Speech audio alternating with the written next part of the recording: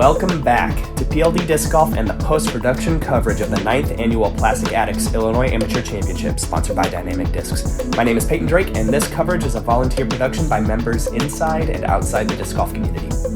We have the Round 2 Back 9 at Kennel Lake Sportsman's Club. I hope I don't tire you out with it, but thank you to all of the event volunteers and to my camera guy, Phil Dimmeyer.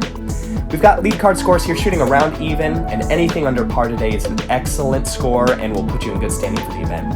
And as I said in the front 9, the final 4 holes here on the back will play along the lake that you see here, and it was customary to kiss your disc goodbye before you threw your next shot on these holes. Let's get back to hole 10.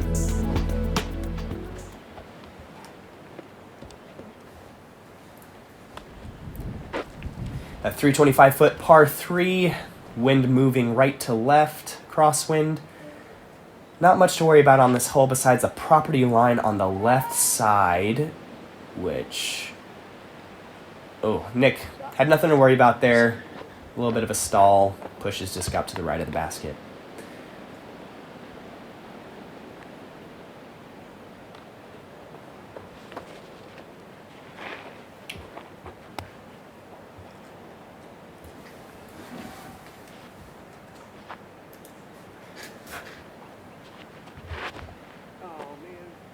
Oh no, cut roller. Oh, that sat down. That clump of rough right there, or brush, held onto a lot of people's discs. They're going to have to scramble if they land in there, but Adam kind of kept clean of that, so should be able to pitch straight up there. Oh. Jonathan following suit, putting his forehand really low.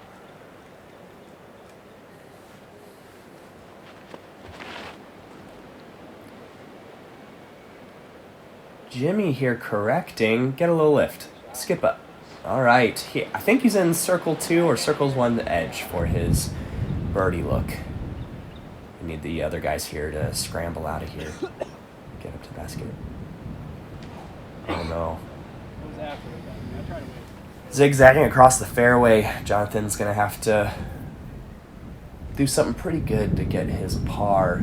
Uh-oh, Adam hanging his disc up really high in the wind. He's going to be on the backside of the basket, circle's edge, but these guys not really making it easy on themselves to get pars. And this wind is ripping right now.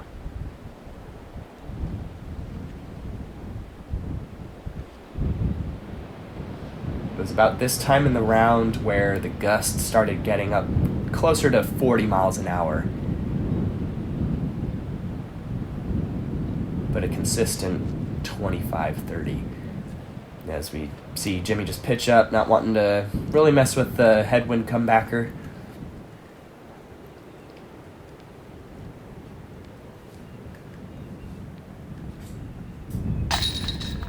Great putt from Nick. I thought he was a lot further out than he was, but apparently he really pumps that forehand, so great bird right there. Adam with the less desirable headwind putt. His spin should cut right through it, so. And it does. It was a great putt, Adam. Keep it up.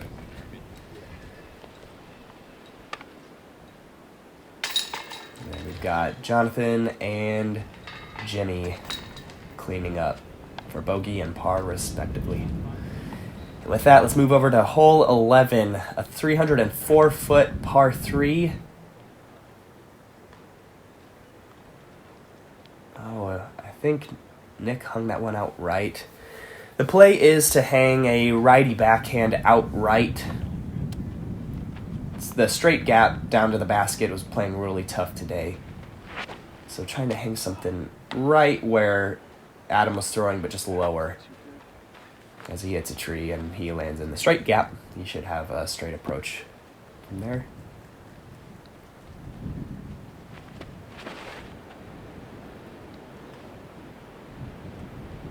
This is looking pretty good from Jimmy. Yeah, I think that's pinned.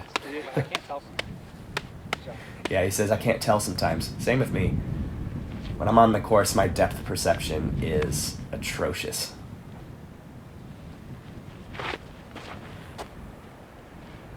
And that's the line right there. right in the middle of the gap. He does clip a little tree. I'm not sure which one he does. Sometimes you just gotta kind of poke and pray on the last 1/3 to quarter of your flight. Just fit the shot shape that you can plan for and hope for the best.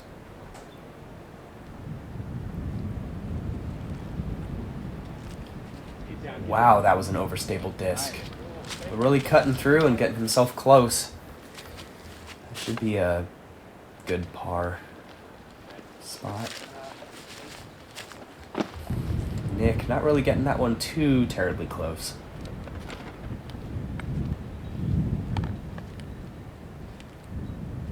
A headwind jumper from Jonathan here.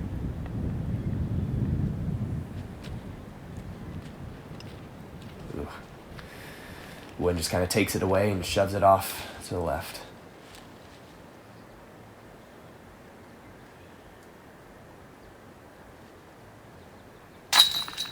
Good putt. Great putt from Nick right there. You know what I'll say? A good par save. Honestly, like I said, in this wind, there's a lot of uncontrollables. And getting pars on... If you parred out on this course today, you were doing well. I would have loved a par on this course. As we see a nice spin from Adam there. Not easy. All right, I promise, guys, I won't whine and cry about my performance on this course. Get it? Great bird. First birdie on the film ever, is what Jimmy says. Well, great birdie, man. Proud of you. I'd love to be on coverage someday. We will see. Hole 12, 322-foot par 3. Any variety of plays, a lot of open air space. The only thing you got to worry about is this tree right here, just off the tee on the right-hand side. The green is kind of protected. If you hang something right, like Nick is doing right here, the wind is playing left to right, and if you get in that rough, that's almost an instant bogey. Yeah, this left to right is ripping right now. I've got wind noise reduction on this microphone right now, and it's still coming through, so that's when you know it is still wailing. As Adam hangs a anti-flex forehand up close to the basket. Jonathan playing the wind. Oh, I think he needed to hang that out a little bit more left. Yeah, he's right of the basket, but it's a good consistent shot. Sometimes you can use the wind for your advantage, but Nick is gonna scramble for his life from here. There's a peninsula of trees and brush that he's trying to pitch through where the basket is just on the other side. And actually, he didn't even pitch to the basket. He just had to pitch up so he could look at the basket.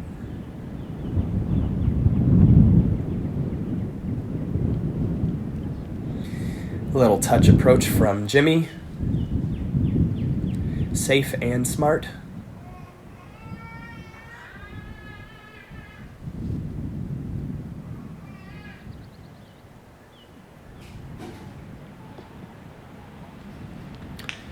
That was an interesting run. It was a slight headwind for him. Put some hyzer on that to keep it falling and puts it up over the basket. He'll have to tap out his bogey.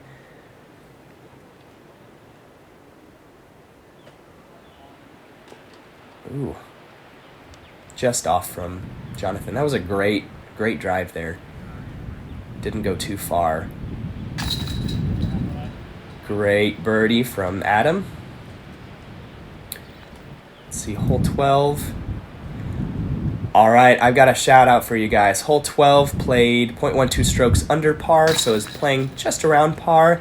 A ton of birdies, a good portion of bogeys, but we had an ace from Vincent Omernick. Comment below if I said your name right, Vincent. Or if you go by Vince, also comment that too. But great ace. I don't know how you did it. You have to tell me how. Also comment that. So just comment me the entire story, man. Paint a picture in the comment section. All right, moving on to hole 13. This is a tough one. This is a headwind right to left, playing through this really low ceiling gap. Let's see how Adam attacks it with the left-hand throw. Playing like your typical righty backhand, just getting something out in the open. That'll be circle 2 for a look at the basket. Oh, Jimmy hangs something really high. Kind of looked okay for my first forehand of the day. First forehand of the day? Yeah, I would have liked that lie. Pitch up for his par from there. This is perfection. That is perfection. I'll do that again. Yeah, let's replay this shot. Amazing. Yeah. Just for sake of tempo, I'm not going to replay that one again, but I'd like to watch that like 10 times in a row.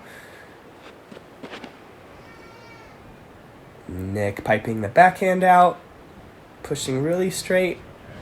That is pin high, really challenging that OB path just beyond the basket, but he should have a pin high look for his bird. Use that wind, carry it back right. All right, backside of the basket for a tailwind putt. That's a good throw.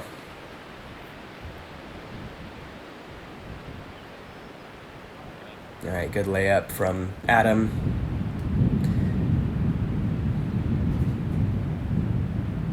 Get this one up high. Punch it in. And he does. That was a good par save. This headwind was really affecting some people. If they weren't quite out of the gap, they didn't quite feel it. And then as soon as their disc changed angle, it just shoved one way or the other. So that was a good save. As Nick puts that one high. Oh. For all of those other people watching that's not Vince or Vincent, comment below, what do you think is worse, hitting the band or hitting the basket? If your putt's right on line, which would you prefer if you had to miss? In my mind, it's got to be the band. Because if you hit the band, you had a chance of going in the basket. As we move on to hole 14, 365-foot par 3, this is a strange one. It's a right to left semi-tailwind. This forehand is probably the best play. Jonathan skips right up there into circle 1. I just don't have the power in my forehand to get it up there. So throwing the backhand, it was so hard to finesse the shot, which is what this really overstable forehand flex from Adam would look like. Well, that was a good stop there. It was good that there was no flare skip on that one. So he'll be in the circle 2. The circle as well. Jimmy.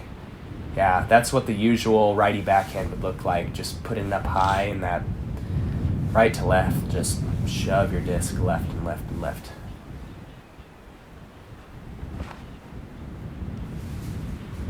Beautiful pop. Drop hard. Circle 1. Tailwind putt. Beautiful. Yeah, put himself on the right side of the basket, give himself a tailwind tap-in.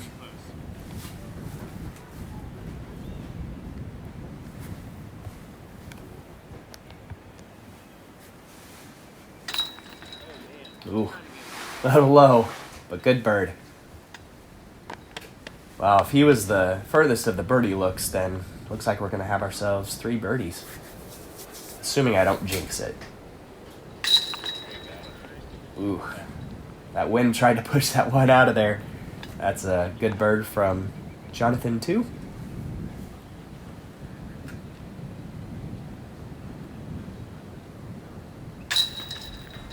Good cleanup from Nick. 3 birdies and a par.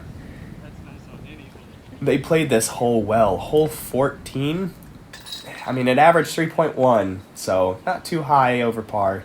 But getting a bird on this was pretty good. Moving on to hole 15, 276-foot par 3. We are now playing into a head right to left. This forehand is the ideal shot. This basket is perched right in front of a dock that is right on the water. So if you punch your disc even to circle's edge long, there is no circle's edge long. You're in the water. So, wow, okay, a tomahawk from Adam. Let's see how this goes.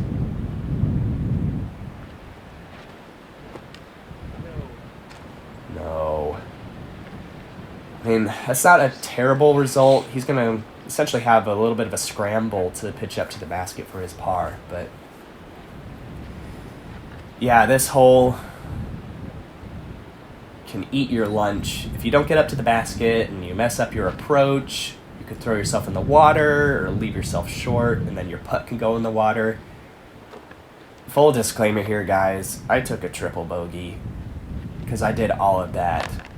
I couldn't get down the fairway. I hit a tree, pitched up short, tried to run it, went in the water. That was a good throw from Jimmy there. I think he was pushing a little bit long if he didn't hit that tree. And then I missed my comebacker putt and carded the 6. Yeah, honestly, any of these shots is scary. This is a strong, strong headwind coming off the water. Adam evaluating his options here. Anything to take the water out of play. He's going to do kind of a hyzer forehand chipper.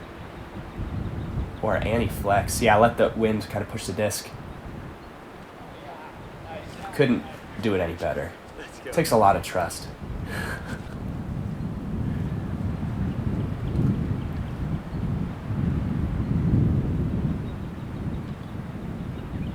Right, Jimmy for his approach. Puts that one close for a tailwind tap-in. Alright, let's look at the scores for this hole as Jonathan tries to pitch up in a very stiff headwind. Alright, it's literally a layup. As these guys clean up, this hole averaged a 3.26, a quarter stroke over par, with 3 birdies. We had a birdie from Dick England, Maximilian Bolin, and Peyton Stamen. And we remember Peyton from the first round coverage, which if you haven't seen that, please go check it out. And 1 triple bogey from a Payton Drake. Man, geez. That guy's pretty terrible. Which actually, I think I heard that Payton Drake guy's looking for a coach, someone to mentor him. So if anyone out there in the community is interested in doing that for him, give him a call. Moving on to hole 16, a 572-foot par 4. I think, yeah, we've moved on to par 4s for the last bit of the course. Just pitching something across this OB water, an OB road on the left-hand side. That forehand is in the perfect landing zone. Great shot, Jonathan. And then you got another 300 feet, 250 feet through kind of an open clearing into the direct headwind to get to the basket. This lefty forehand shot's going to take a lot of trust. Getting too much ante on this with this cross right to left can put a disc in the water.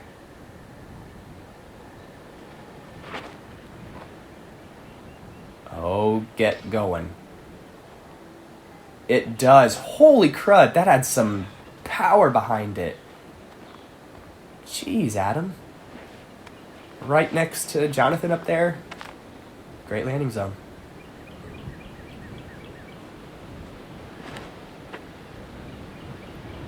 Trusty forehand right there. Gonna be a little bit right or more right than the other guys. As you see, those guys up there are actually at the tee for hole 17. You have to kind of walk backwards and into the fairway for hole 16 to get to the tee for 17. So hopefully you don't conk a guy with your disc. As Jimmy throws a nice backhand. Great shot. Great shot, yeah. Push up the fairway. He'll have to dance around that tree for his second shot, but we'll see how he plays it. Lost the disc a little bit. Oh, he gets up there. Good shot. Very good shot, yeah.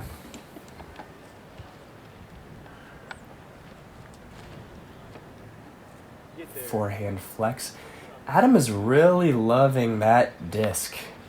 Adam, if you're watching, firstly, thanks for watching. Secondly, comment what that disc is and where people can find that. It's Prodigy, so probably a D1 or something like that. Put that down in the comments. Great upshot from Jonathan right there.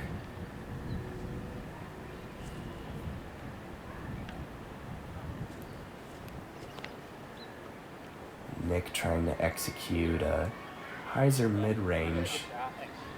Does it beautifully.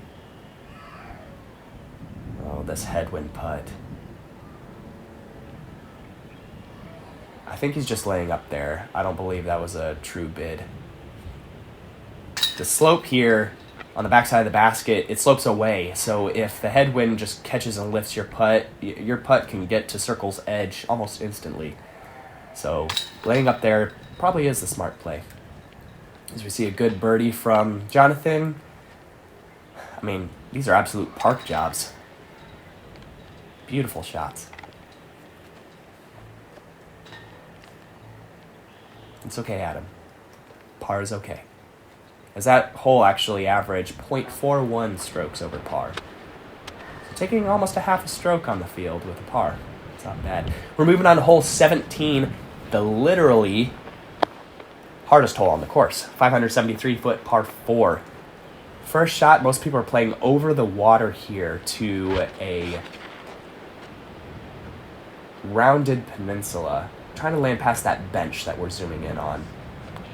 And that headwind, though, with that weird anti-skip, just kind of lifted up. That could have gotten on edge and rolled into the water, which a lot of people found themselves in on this hole.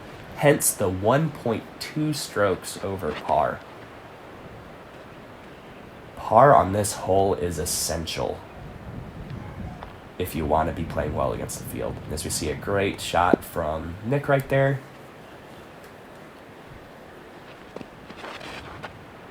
These throws landing just beyond that that bench and by that tree.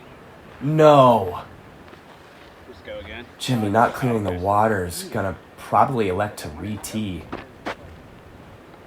You can take it up to the water's edge, but you're only gaining like 15 feet and you have not great footing, so much trust in this overstable disc hookup. That is amazing. He's going to have like a 150-foot chip up for his birdie.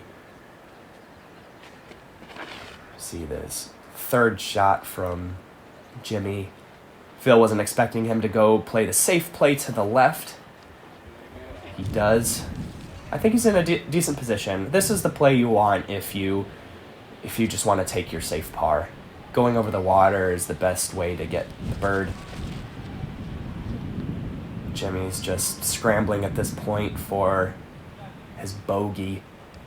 He puts that in a good landing zone for... Actually, it's an excellent shot off the tee if you play it over the water, and I think that's where Adam is. But this is a typical lie that Jonathan is playing over. That's over water right there, and then it crosses and lands on the second peninsula where the basket is located. So that is parked for a birdie. Great shot, Jonathan.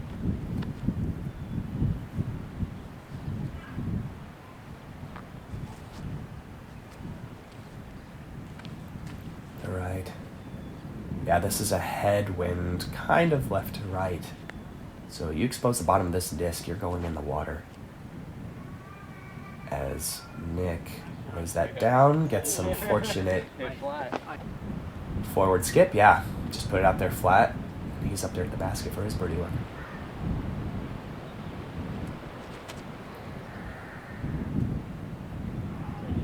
Jimmy doing something similar. Yeah, I mean, once you put the disc in the water, just trying to get off the hole as soon as possible with no more OB strokes. That's all you ask for. And Jimmy did that well.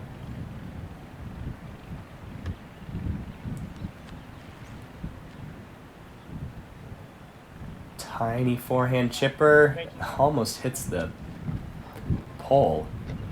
He's going to have the longest birdie look after having the shortest birdie approach. Tailwind putt, puts it in the chains, good birdie.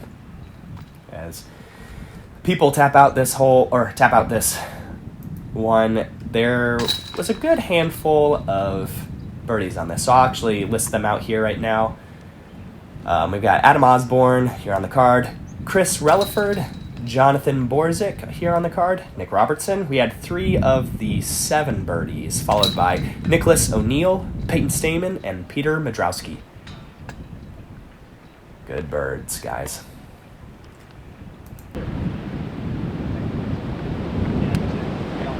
And our guys here just chilling after they're waiting for hole 18 to clear off.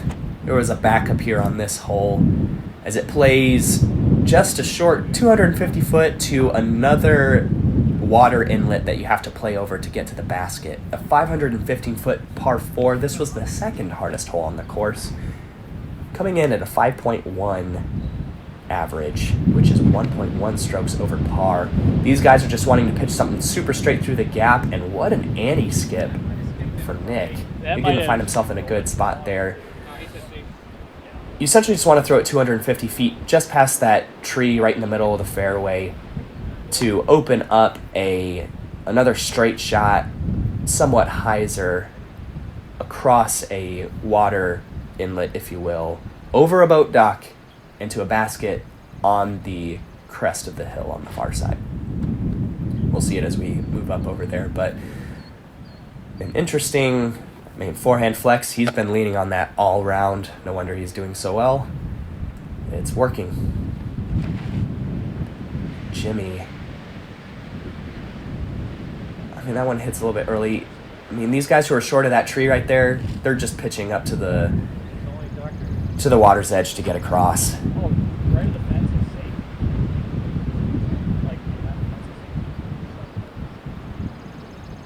Trying to evaluate what his next play will be after he just pitches up here.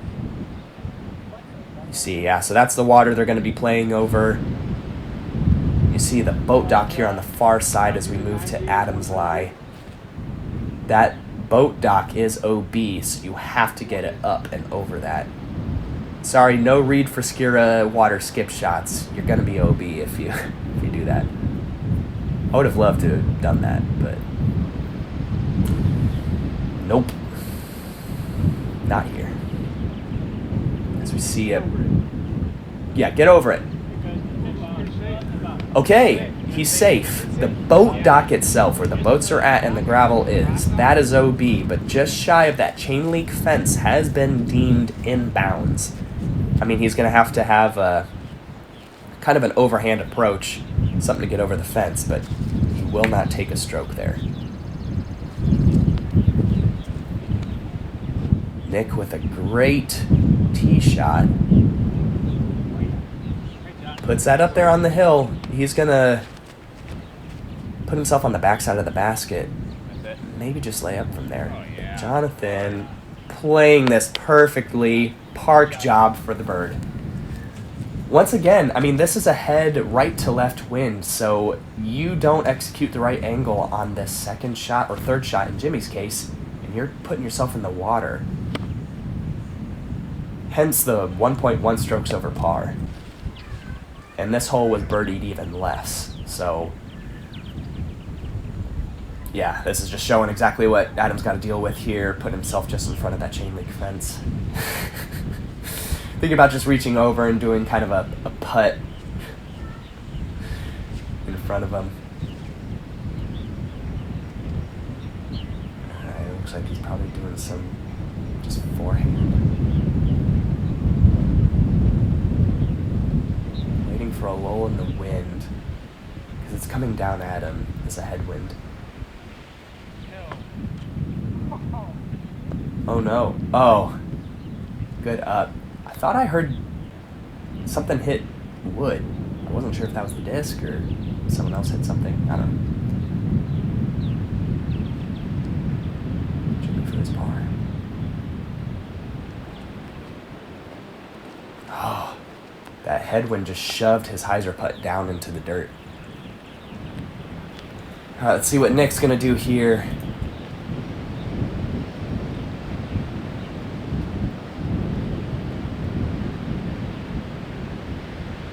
Kind of a tail right to left. Smart layup.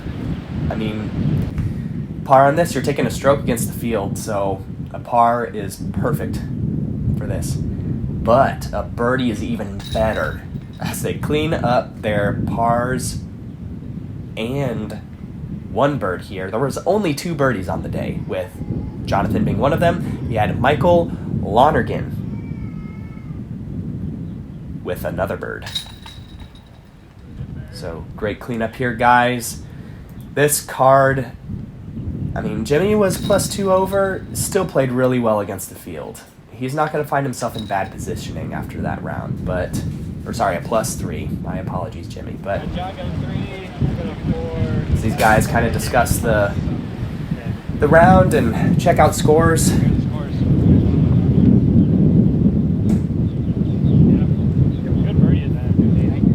Yeah, congratulating Jonathan for the bird. We're good. We're synced. 3 down was 10-13 as of right now. And did you guys hear that? 10 down was 10-13. And they're talking, yes, they shredded it. You guys, me being on the course today, you guys absolutely destroyed it. We'll actually find that Jonathan's -6 as he finishes up is a 10-30 rated round. That is awesome. These guys giving some congratulatory farewells. We'll be seeing, I think, 3 of these guys on the lead card coming up here. Let's go ahead and take a look at the round final scores. So Jonathan -6, 1030 rated, awesome. Adam -4, Jimmy +3, Nick -5. Round 2 leaderboard, check the scores here. We've got a new guy on the lead card, Max Squibb. Excited to see him in the final round. So thanks for watching, guys.